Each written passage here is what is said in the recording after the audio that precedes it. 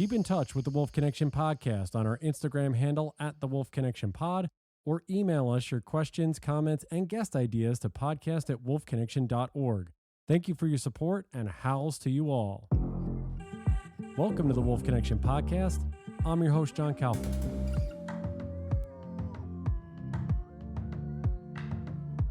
All right, so first for the podcast, we have a 5-person Zoom, and everybody's in a different location. So this is going to be really, really cool for you all to enjoy, to listen to.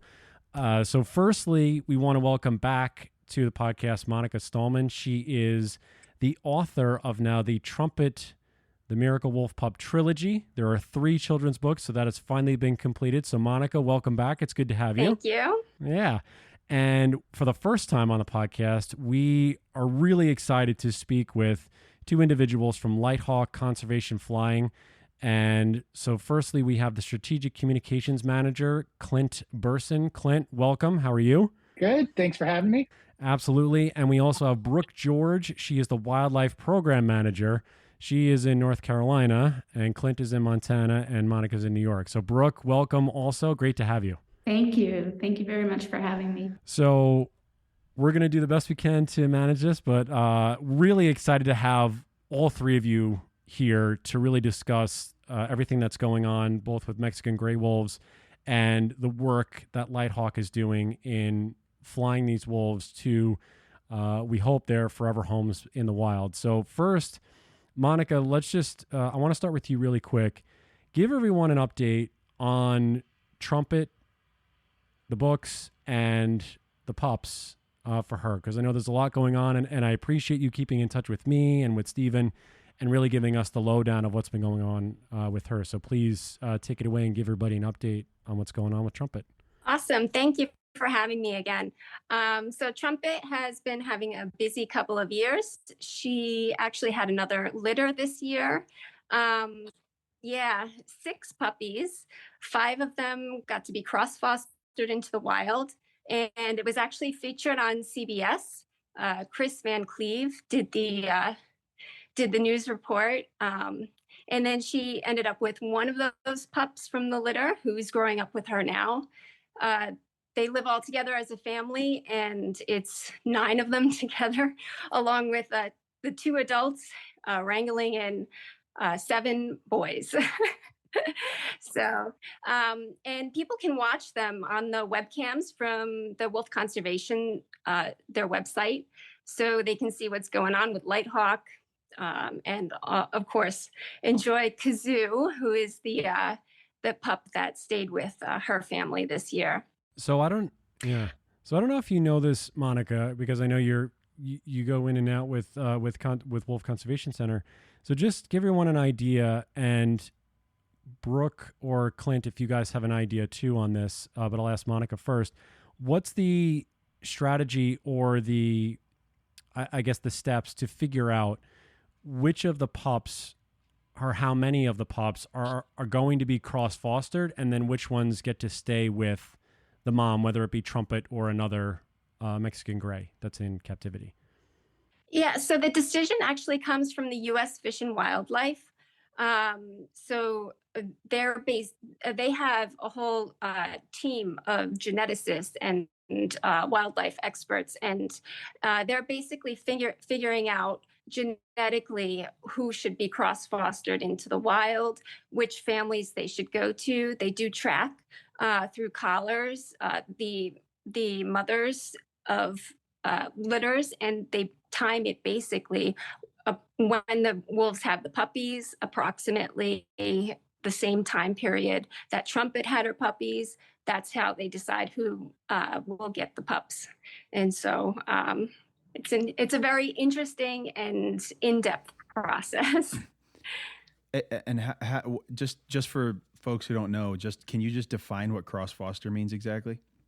So basically, they take the puppies that were born that year before they're 2 weeks old, before they open their eyes. They will take those puppies on a plane. LightHawk has helped out with that process. And then they will hike into the wilderness to the den site of the new cross-fostered mom, and they will put the puppies in with the other puppies. They kind of rub them on each other, get them smelling the same. But typically, wolves love puppies so much that they're just like, oh, more puppies. Great. Thank you. Wow, that's wild. That's cute. Clint, I'll start with you. Just give everybody, if you can, an overview of LightHawk Conservation Flying. What's their mission, the vision? How did you guys get involved with, I guess, specifically with Mexican gray wolves, but just in conservation flying in general? Sure. So over 40 years ago, there was a pilot who was also really interested in conservation and noticed that when he was above the earth, that it offered a whole different perspective on things, and it really was awe-inspiring. And so he decided he'd start taking up people within the conservation world and letting them see the world from above. And he found that by doing that, people's perspectives were changed. They were much more likely to act and to make a real difference in conservation. And so we grew from there. Initially it was 1 or 2 pilots with planes owned by LightHawk, and we've grown so much that we ended up getting rid of the planes that we owned, and now we have an entirely volunteer pilot corps. And so they bring their aircraft, they provide the plane, the flying, they pay for the fuel, everything, and we connect them with conservation projects across the country to help move conservation forward. In terms of working with the wolves, we started that. It's been over 10 years now that we've been working with groups on restoring Mexican and red wolves. And, whether it was moving them around the country for the purposes of breeding, or more recently with the cross-fostering efforts to move the pups from their captive locations into staging areas for the wild relocation. We've been pretty heavily involved in that, and getting more and more involved because it's harder and harder to transport those animals via any other method. A lot of the airlines have stopped doing it because a number of reasons, but they don't want to transport wild and exotic animals. And so getting pups across the country is virtually impossible unless a group like us does it. Wow. So you have a full volunteer corps of pilots and planes. That's wild. So with your job as strategic communications manager, are you the one are you sort of the air traffic controller? Are you connecting pilots with different missions? What is your role? How do you define your role, and how does it work out on a daily basis? We, take on these missions and we find out how things are going. I'm the one that gets to get out and be like, here's what we did. Here's the wolf pups. Look at how cute they are. Or in the case this year, hey, we heard from Fish and Wildlife that one of the wolves that we transported a year ago was captured this year for tagging purposes, but it, already had its chip in it. So they were able to relocate a wolf pup that we had transported into the wild, and now it's being followed for research purposes as well. Wow. That's awesome. Brooke, I want to bring you in here. You're the wildlife program manager. I know before we got on here, this has been sort of a new tier that's been structured, I think, in LightHawk that you were saying. It's a little bit newer of a position. You've been there for over roughly a year. Just give everyone an overview about what you do as the wildlife program manager and what that means in terms of the entire organization. Sure, yeah. So the wildlife program manager is a national position. So we typically focus within our wildlife focus area. We work on endangered species. We transport any, as Clint said, for the breeding programs or for release. Generally, with these recovery programs, there are multiple facilities across the country, and as Monica mentioned, they match up who will be a really great genetic match within the managed care population, and those animals then need to be moved to establish new pairs. So I will basically partner with the Fish and Wildlife Service and any involved managed care facilities across the country who are moving animals, and we'll plan how we want to move the animals, and then I work with our volunteer pilots to put those schedules in place. So, and then the surveying and the monitoring is a whole different sector, and that is field work and sometimes multi-day surveys with pilots in the field and things like that. So, does LightHawk do any of its own research or data collection? We are working on that. That is one of our goals with this new position is to start to not only work with, I mean, we like to have a partnership relationship with our conservation partners, so that will continue.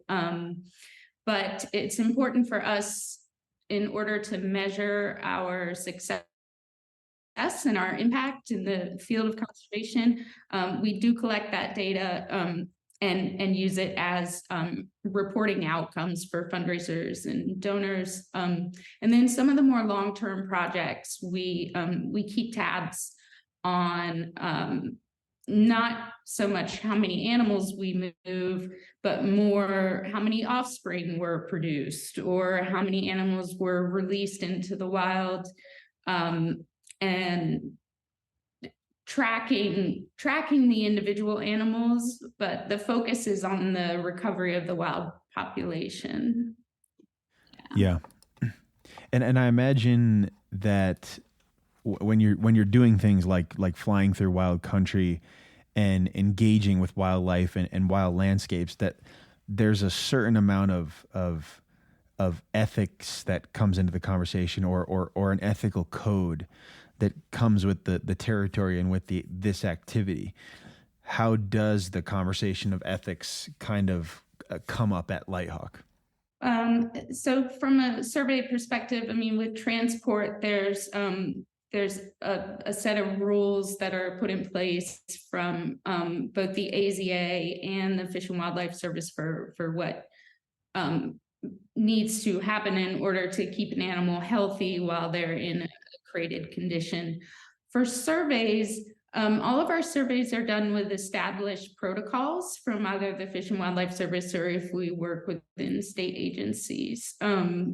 So we follow their guidelines as far as how to survey for these animals, minimizing the impact to their lives. And then, of course, there are regulations within land use. So, for instance, you can't fly lower than 2,000 feet over a national park. So, an example of this is we did a survey for wolverines in Mount Rainier, but we couldn't get low enough to see their tracks on the snow level. So, like that, but everything is within federal and state protocol guidelines. Clint, what kind of what kind of planes are being used? Because I know you said that a lot of like the FedEx or the big carriers are not transporting these animals. What kind of planes are being used when you use them for LightHawk?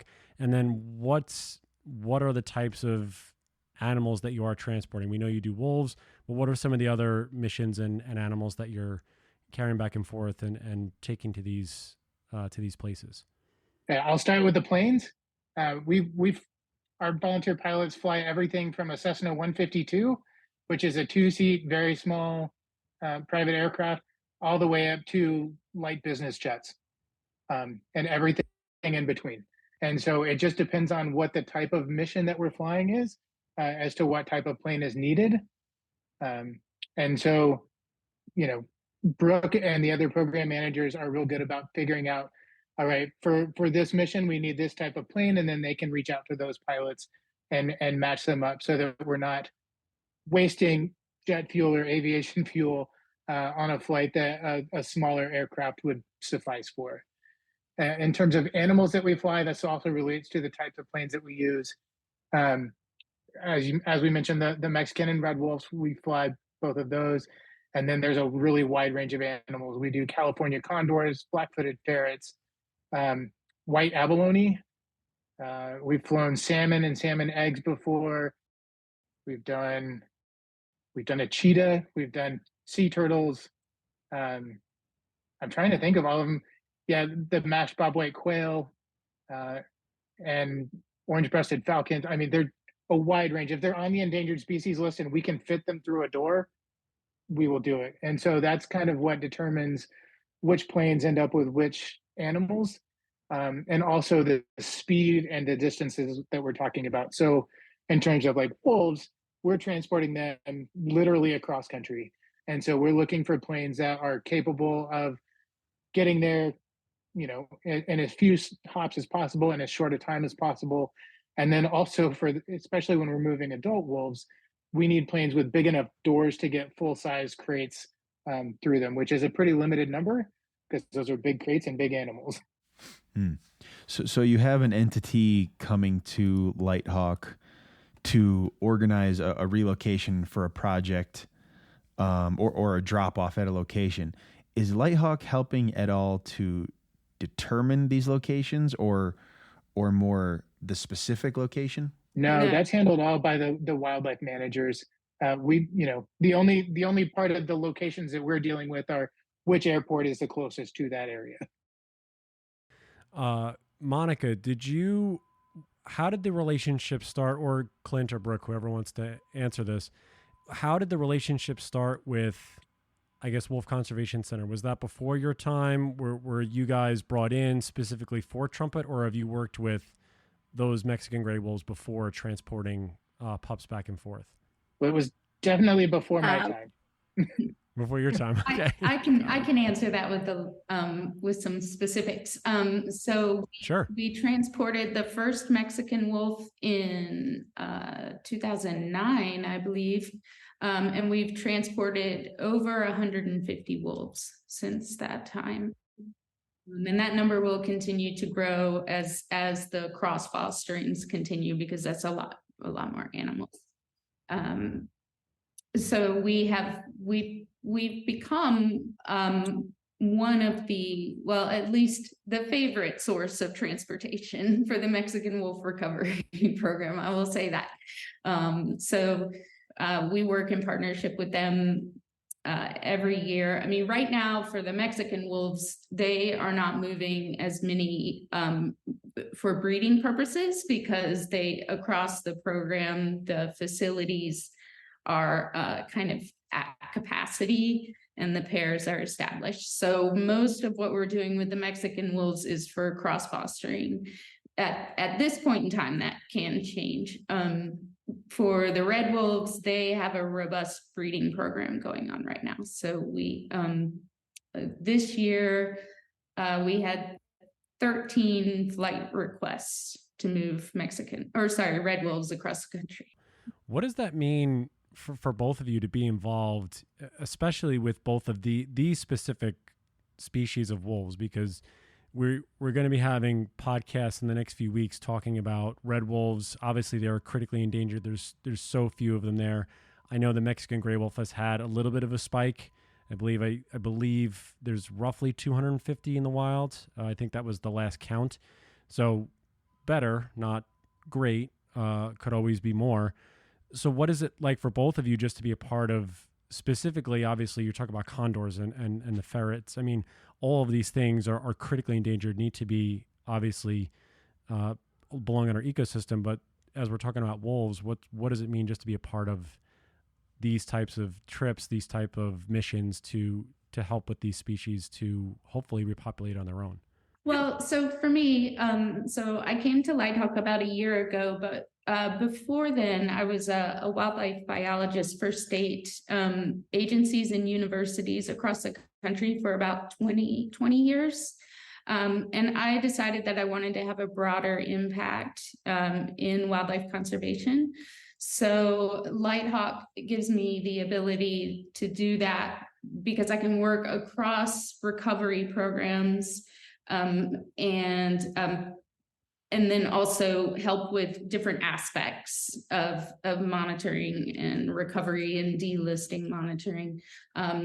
So I know how important aviation is to wildlife management and wildlife conservation. And it's such a valuable tool. Working with the pilots is amazing. Within the recovery programs, there's you facilitate so much for the programs. So you're really able to allow them to operate as best as they can for both the health of the animal and the health of the humans who are handling them. But then it's like for Cross Fosters, as an example, that is a successful program after a lot of tweaking and working over the years that is, is really showing results in the field. And we, as Clint said, are the one of the best ways to put that on the ground for them. So it's quite rewarding across many aspects of many species. What about you, Clint? I mean, I'm a storyteller at heart, and that's kind of what my role is at LightHawk, which is perfect. And I just love being able to tell the story of these animals. I mean, they're majestic and they're beautiful, and being able to tell the story of both their recovery and then also being able to tell the story of the pilots who are involved in it. And I mean, the pilots that have flown these flights love what they're doing. They've kind of formed their own little group. They call themselves the Wolf Pack, and they often are, not just flying and transporting the wolves. Once they get to the location, they're helping unload them. They're helping the biologists and the vets check them out. So, in the pictures that we get, they're standing right there. They're holding the wolf pups. And then, often they will follow the team into the field and go on the hike with them to get them placed in the den. So they're highly involved. They're highly interested, and being able to make a difference is a great story to tell. And it's one that we're excited to do every year. What does it take for someone to become a pilot with LightHawk? Is there a form that needs to be filled out? Is there how does it go into? Because it sounds almost too good to be true that you can be you're a pilot, and then all of a sudden you're transporting, you have a condor in the back of your plane, or you have wolf pups or something. What's the process like for anyone who knows? We could have pilots listening right now that might want to get involved. So what's the process? I meet more and more pilots lately, actually. So maybe. Yeah. What's that like? Well, the thing to do is go to the LightHawk website. It's just lighthawk.org. And there's a form on there that you can fill out to express your interest. There's also all the requirements are listed on our website. The biggest one is we require our volunteer pilots to have 1,000 hours of flight time before they can fly for us. And the reasoning behind that is a couple of things. One is safety is our primary concern with flying any of these missions, whether it's flying wildlife or flying some of the survey missions or any of the other flights that we do. We want our pilots to be safe. And a lot of our flights outside of the wildlife transportation are done at low level, which is the most challenging type of flying that a pilot can do. So they're low and they're slow, and that's right at the edge of what planes can do. So we're looking for that high time pilot in order to do that. That puts us as the highest requirement for any public benefit flying organization in the country, which is a little challenging to bring pilots on, but we think that it's the best thing to do given the type of flying that we do. Other organizations are simply transporting people or pets, and they climb up high, they cruise along, and it's fine. So they're not taking on the risks that LightHawk pilots sometimes do. But what are some things like maybe we wouldn't think of that make using an aircraft for these kinds of projects just the best tool? The biggest benefit is like I said, the health and reduced stress levels of the animals while they're in transit. So, being captured and put into a crate is a very stressful thing. These are not domesticated animals. They, in fact, they try to maintain as much of that wild instinct as they can within the managed care facilities, so that they have the strongest genetics available. So the biggest benefit is that you have generally substantially less time in a crate for the animal. Since our pilots will fly to the closest regional airport for the managed care facilities, it allows them to build out their capture schedule a little bit better, so they don't have to rush. Everything is scheduled. The animal can be captured at the very last moment because they're not trying to meet a departure time from a commercial airline. If they are delayed, our pilots will delay scheduling as well. So there's a lot of shifting of schedules that happen that is just not possible with commercial. And then ground transportation takes hours and hours and hours sometimes. With an example for condors, they'll drive 12 hours to move 6 condors from one facility to another. But if you use an aircraft, it's maybe 4. It really cuts down on time, which improves safety, health, and stress levels. The other thing is during the flight, any of the handlers with any of the species can monitor their animal. So if they do see a stressed animal, they can. You can't obviously open the crate, but you can do things such as try to cool the cabin down if an animal seems to be overheating, so you can monitor that animal in real time. They're not down in the belly of a plane; they're right next to you. Wow. And then with the pups, sometimes I think they're fed every 3 hours. And so while they're in flight, they can actually take them out and do tube feeding with them that they wouldn't probably do in a commercial aircraft. Another thing is that commercial, with pups and some of the younger animals that we fly, they're too young to be vaccinated, and the commercial airlines require vaccination. So we don't have that requirement. Wow. Yeah. And then our pilots and personal attention and assistance. There's Clint, can you think of anything? There's so many things that just run so smoothly that it's just there was a situation. Sorry, Clint, I asked you a question. We had a red wolf last year. One of the facilities was trying to get a red wolf from Tennessee to California, and they checked the wolf in on a commercial flight, and they could not get that wolf on that flight. But in the meantime, it sat on the tarmac for 8 hours. So things like that just don't happen on a LightHawk flight.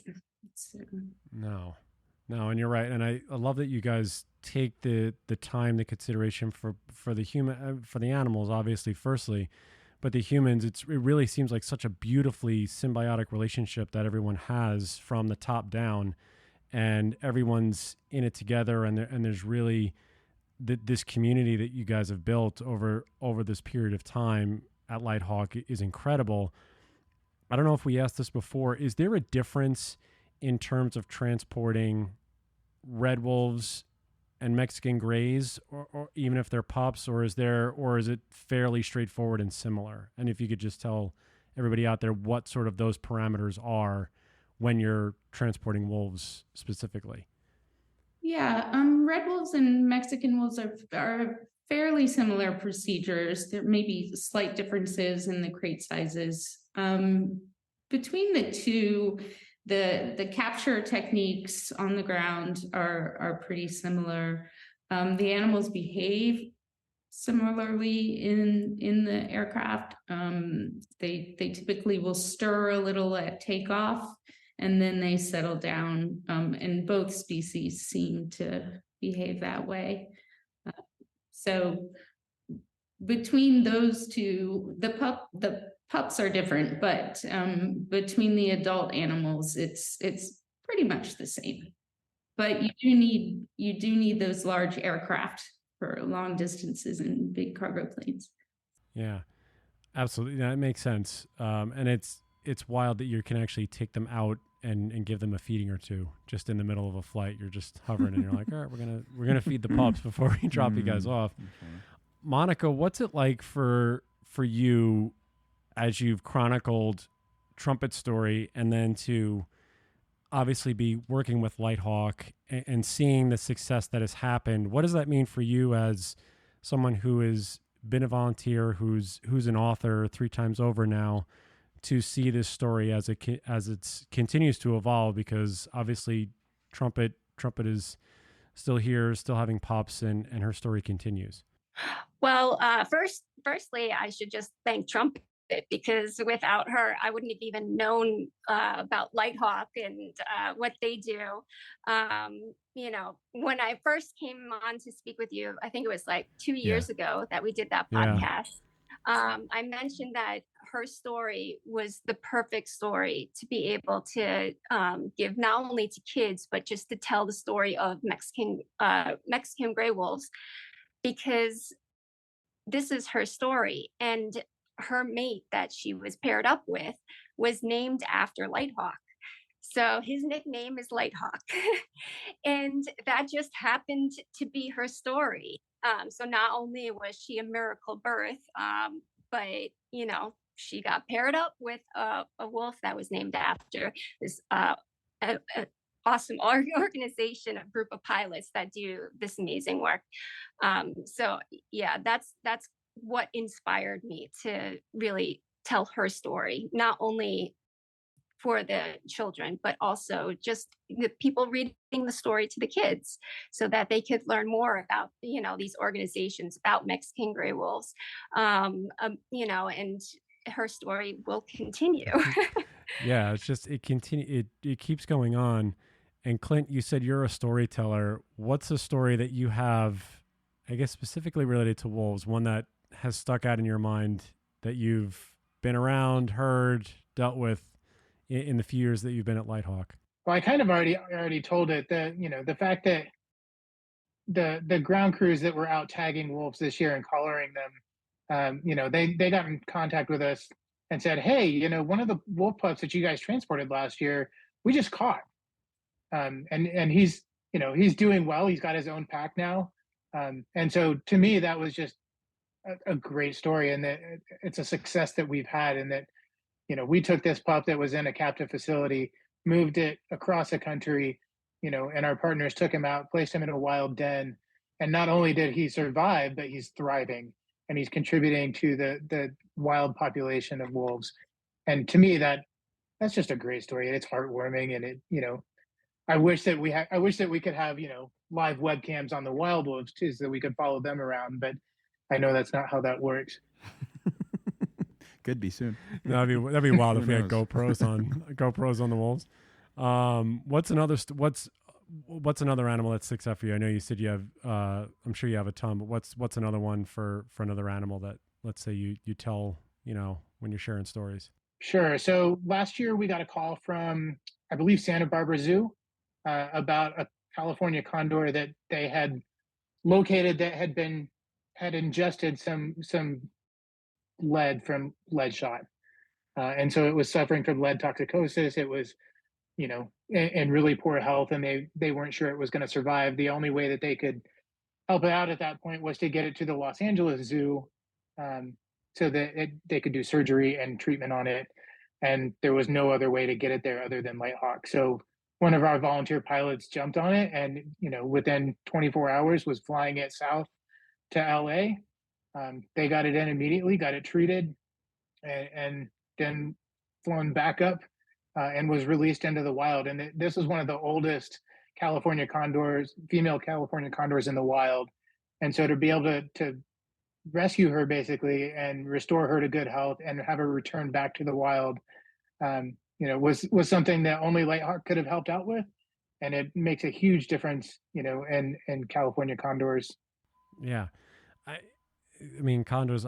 Think I don't know where I was. I think I actually went to Santa Barbara Zoo and saw a couple of those condors, and they are unbelievable creatures. They're just when they when they spread out and they glide, it's just amazing how long that wingspan is.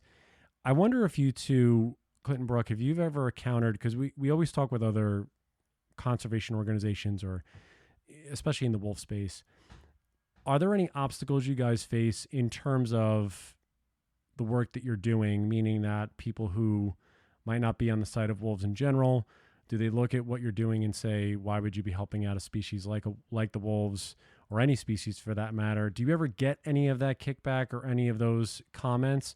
Or are you guys fairly safe and secure because you're literally in the clouds and you're flying and you're not typically on the ground? I don't know if you guys ever face any of those comments from people who might dislike the conservation of wolves in general. I'll go first this time, Brooke. So, Brooke and I actually were just talking about this yesterday, because of the area that I live in. Wolves are a really big deal.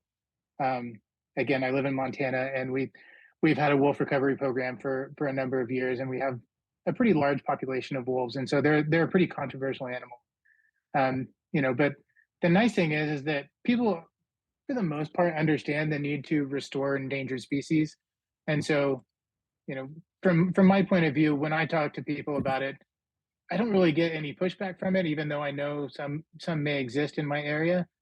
But most people are just really excited to hear about how airplanes are being used to transport wild animals across the country, and how it's volunteer pilots that are doing this, that are giving their time and resources to do it.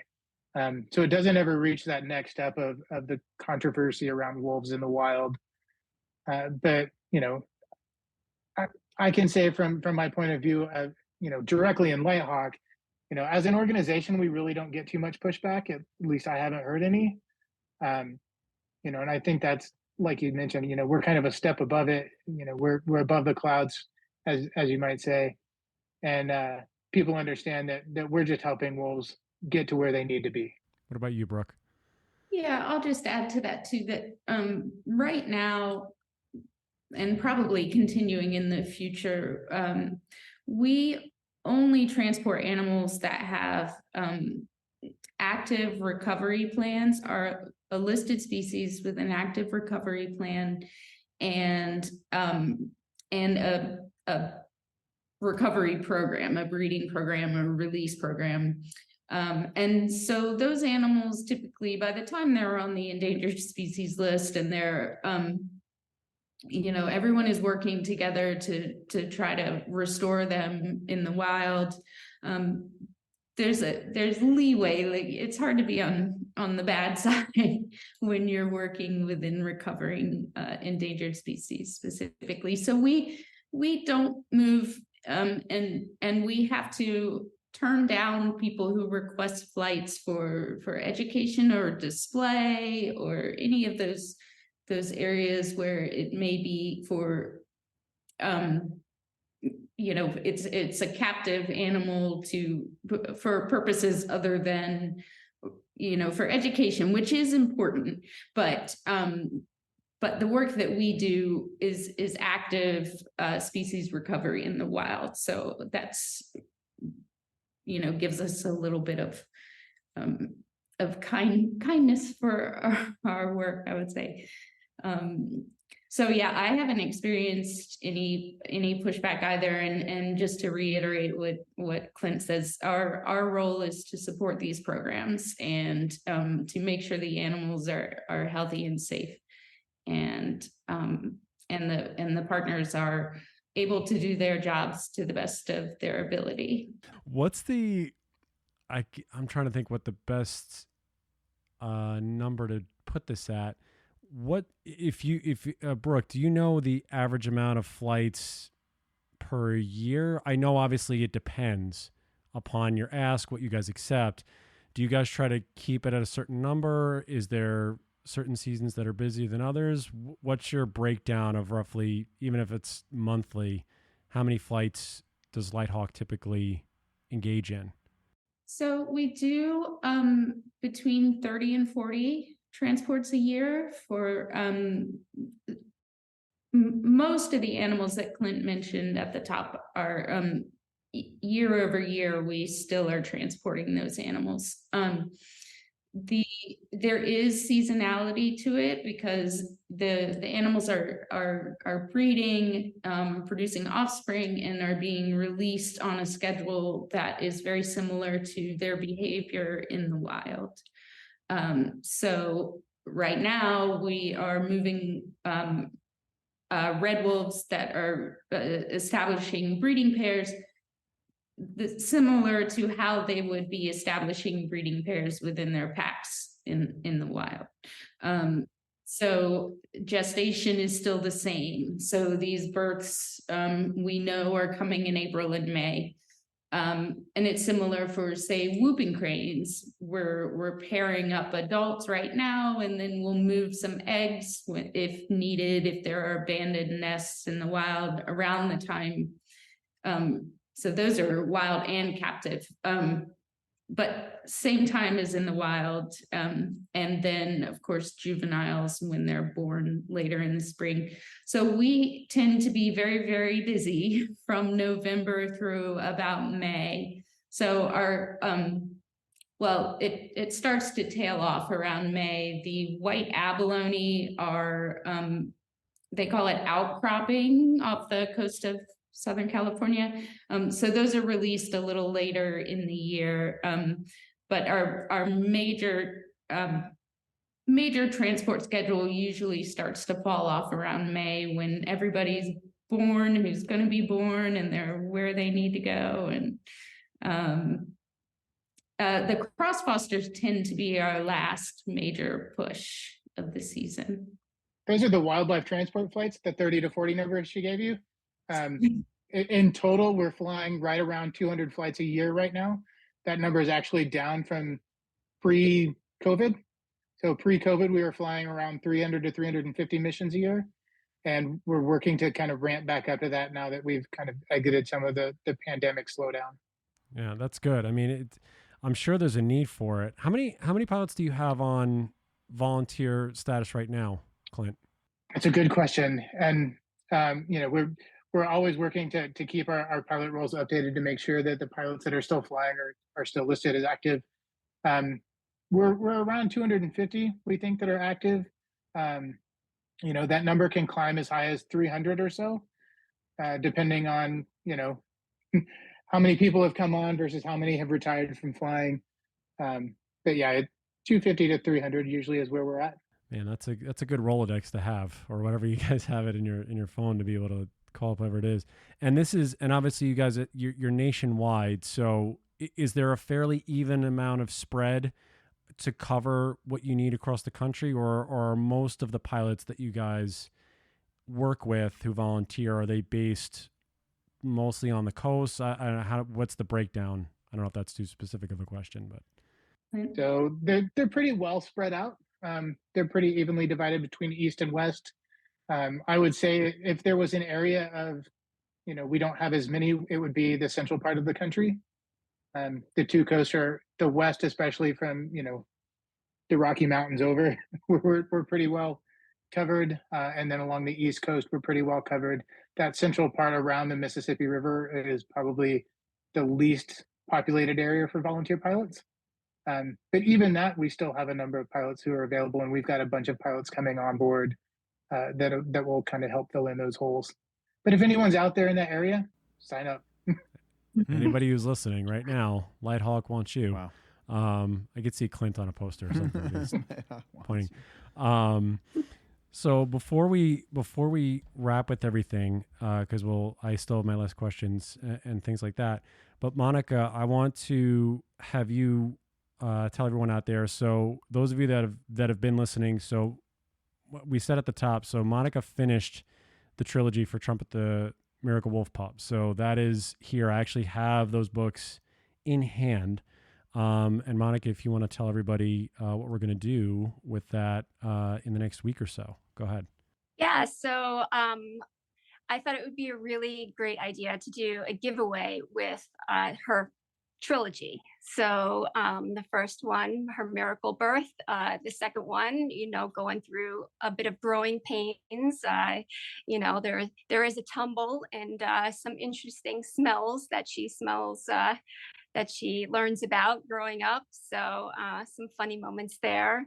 And the third book just launched. So, and that is the book that introduces Trumpet to her mate. It's also a good book for, letting kids know, even if you're going to a new situation, new school or something like that, that there are good things ahead of you. You just have to be brave. So I thought it would be a really good idea to have kids make that connection with a wolf who experienced it. So yeah, I just wanted to spread the joy. So I think a giveaway would be a great idea. And some lucky kid's going to win it. That's right. Yeah. So any of you who are listening now, we're also going to have a social media post. So you guys will be able to contact Steven and I, contact the pod. We'll do a comment section thing like we always do. And then we'll pick a winner there to win this trilogy of Trumpet the Miracle Wolf Pup, and you guys will enjoy them. I sat and read them last night, and I enjoyed them. Not that I'm a good test case, but I enjoy all that stuff. So you guys will have a chance to win those. For Clint and Brooke, I just want to ask you guys my last question, and then we definitely want to promote LightHawk, the website, where people can go to figure everything out. So my last question for both of you, we'll start with Brooke, is when you hear the word wolf, what is the thing that comes to your mind? What comes to my mind is a stable, thriving ecosystem. So I think of wolves that are in a stable, self-sustaining population have so many trickle effects within an ecosystem that improves from top to bottom all of the niche allocation between all the different species. And so having wolves on the ground, to me, where they're able to thrive and maintain a population is to me sort of my lifelong goal is to see ecosystems in their full capacity. So but there are many other things I could say besides how majestic they are and just the mystery around them and their strength and how they can overcome so much adversity with having to share space with humans and still be able to carve out a place throughout the country. It's a fascinating species. That's awesome. What about you, Clint? So mine will be a little less elegant, but I think of their howls and I think of family. So, and it's kind of a weird connection in that one of my son's favorite movies is The Good Dinosaur. And the human character in that's named Spot, and he howls like a wolf. And that's how they locate their families, is that they howl at each other. And I think of wolves, in that same way. And I've heard them in the wild howling back and forth. And, that's just what I think of when I think of wolves, is that howl and the fact that they're calling out to each other. So a little more romantic, but a little less, recovery focused than Brooke's answer. I've been trained over a long period of time. There you go. Clint, just tell everybody again, where can they find LightHawk website, social, sign up to be a pilot? Where are the places they can find you all? Sure. So our website is lighthawk.org, and we're on Facebook, Instagram, X or Twitter, depending on what you want to call it, LinkedIn, and then we've also got a Threads account. Nice. Anybody who's listening, who's a pilot out there, who's looking to help the world, help wildlife, and just be part of a wolf pack, that's a human pack that's flying wolves around, contact these wonderful individuals. Brooke and Clint, thank you both for all of the work that you're doing to continue to help all of these species out, not just the wolves, and just being wonderful, wonderful human beings and sharing the story of LightHawk and continuing to do what you do. Monica, same to you. Thank you for finishing your books and sharing those with the world. So can't thank all three of you. Thank you all so much for coming on and sharing this stuff with Stephen and I. Yeah, thank you. Thanks for having. Thank you so much for the opportunity. Yeah, thanks for no having us problem. on, and I want to thank Monica too for sharing LightHawk's story. I've got the third book sitting here at my desk, and it's on my list of books to read to my son, and it's just a great story with great artwork, and thank you so much for sharing our story. Yeah, I need to get a copy for my little guy as well. Well, you have the author. We're going to talk to you right now. And yeah, I want to, let's thank Maddie Moore too, if you don't mind, Monica, who did all the illustrations. Yeah. Incredible job. She did it. Yeah, she's just amazingly talented. And, every time I've asked, I want to kind of express the wolves to express this emotion. And she's been able to capture it so well. And it's just been wonderful to work with her. Yeah. It's really awesome. And you're all doing an incredible job. Just stick around for just a minute once we sign off. But thank you all so much for what you're doing. House to you all out there. And Stephen, I'll be with you next time. Bye, everybody. Looking for more information about Wolf Connection or the podcast?